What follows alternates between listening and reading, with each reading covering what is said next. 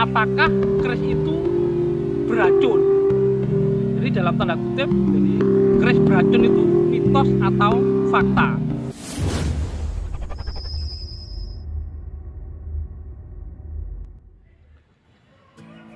Rahayu, rahayu, rahayu. Nah, kali ini kita akan membahas tentang apakah keris itu beracun. Jadi dalam tanda kutip, jadi keris beracun itu mitos atau fakta.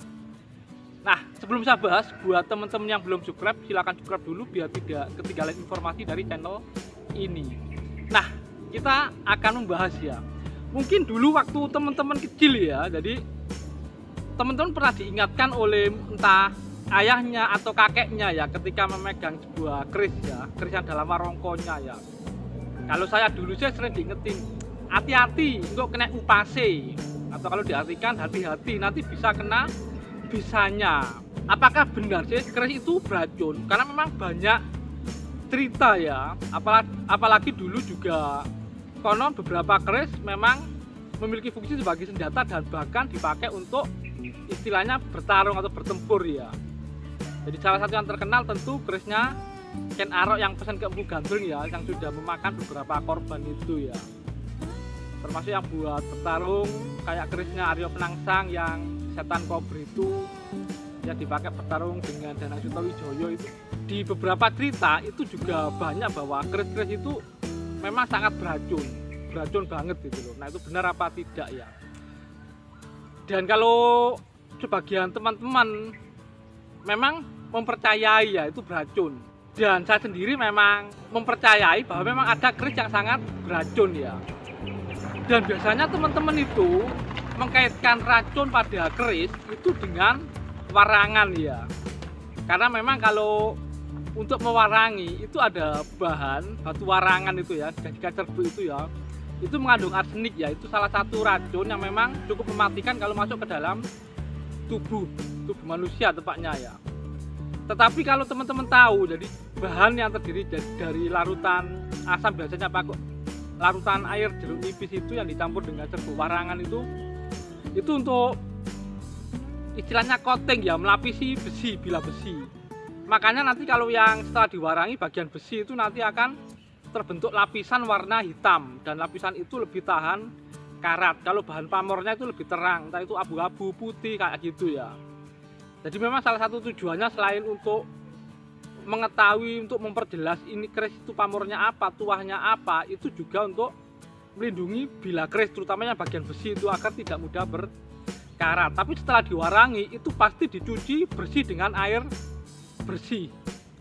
Jadi memang kalau disentuh gini aja tidak apa-apa ya, kecuali memang terluka, mungkin ada sedikit ya racunnya ya, tapi tidak benar-benar mematikan. Tapi nanti memang ada keris yang benar-benar sangat-sangat beracun ya. Dan itu disebabkan bukan karena mewarangi atau karena diwarangi, tapi karena memang ada proses lain ya yang memberi racun pada bilah keris. Jadi ada teknik namanya mencacap keris ya. Jadi keris dicacap itu memang tujuannya untuk memberi racun pada permukaan bilah keris ya. Mencacap keris itu jadi merendam bilah keris biasanya sehari semalam itu dalam larutan racun ya. Dan itu membuatnya biasanya dari perasan air pohon pisang ya, atau bahan pisang gebek itu loh. Itu diambil airnya, nanti dicampur bisa ular sama bangkai kalajengking ya. Saya dicem ya. Cuma untuk tekniknya saya tidak bisa menjelaskan ya, karena itu memang berbahaya ya, nanti bisa disalahgunakan. Dan teknik mencacap ini sebenarnya tidak disarankan ya, karena itu bisa merusak bilah keris lebih cepat, karena memang isinya memang racunnya sangat kuat ya, dan memang itu sangat berbahaya racun itu. Jadi kalau kena keris yang pernah dicacap itu ya memang kemungkinan meninggalnya itu cukup besar ya. Jadi sebenarnya racunnya kayak bisa ular apa, itu ada ular tertentu ya yang memang sangat mematikan. Jadi memang masih ada yang mengajarkan membuat istilahnya larutan untuk mencacap keris itu ya, cuma mungkin sudah nggak banyak karena memang sudah jarang dipraktekkan ya, karena sekarang mungkin sudah jarang pertarungan yang menggunakan keris kayak gitu ya. Tapi itu memang benar-benar mematikan ya, dan cara membuatnya pun khusus ya, jadi membuat racun untuk mencacap itu ya. Jadi itu memang ada, terutama kalau dulu mungkin salah satunya adalah keris kecil seperti ini patrem ya. Patrem entah yang dibawa tilik sandi ataupun yang dibawa biasanya putri gitu, putri dari golongan bangsawan atau kerajaan. Itu biasanya keris-kerisnya memang sangat beracun karena memang itu memang untuk membela diri ya.